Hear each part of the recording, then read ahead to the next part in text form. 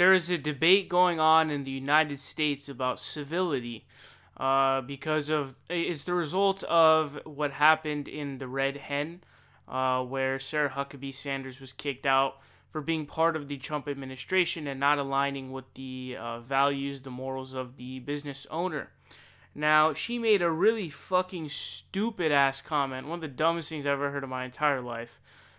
She tweeted out in response to someone talking about civility, saying, "Name one time in history when civility was used by oppressors to keep the oppressed subservient." That's one of the dumbest things you could possibly prompt someone to give you an example of, because this is something that has been used all throughout history.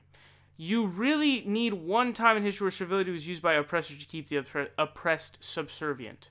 Really. So I have a few examples here. So someone went by and looked back during, I think this was 1934. It says, urges goodwill by Jews for Nazis. Professor Cadbury of Society of Friends says it will gain more than will hate. So there was this guy. They were telling Jews who the Nuremberg laws were being in place and all the crazy shit was going on, and they were telling them, don't be civil. If you revolt or fight back, you're just gonna cause more hate than you're going to get, solve anything, is what the argument was. And obviously the rabbis were very against that.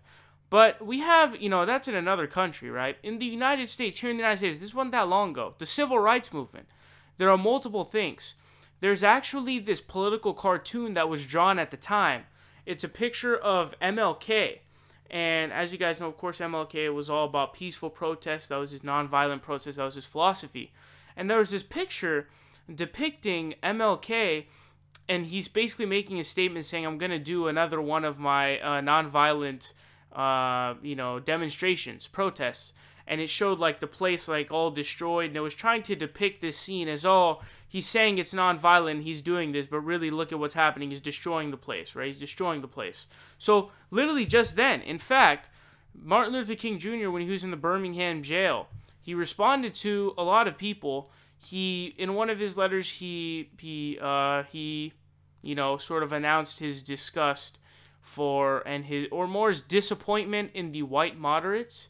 And he wrote a letter specifically responding to someone, and basically what he said, because the person was telling him, why don't you wait? Give it time, give it time so that you can be, you can gain your fucking rights, And he's like, no, we're being lynched out here, we're being killed, and all the crazy things that were going on at the time. Listen, man, I'm not even going to comment on the civility debate because I think you should keep it relatively civil, but this was one of the dumbest possible comments you could make. One of the most embarrassing and just shitty things to prompt someone with, because it's so easy to give you more than one example.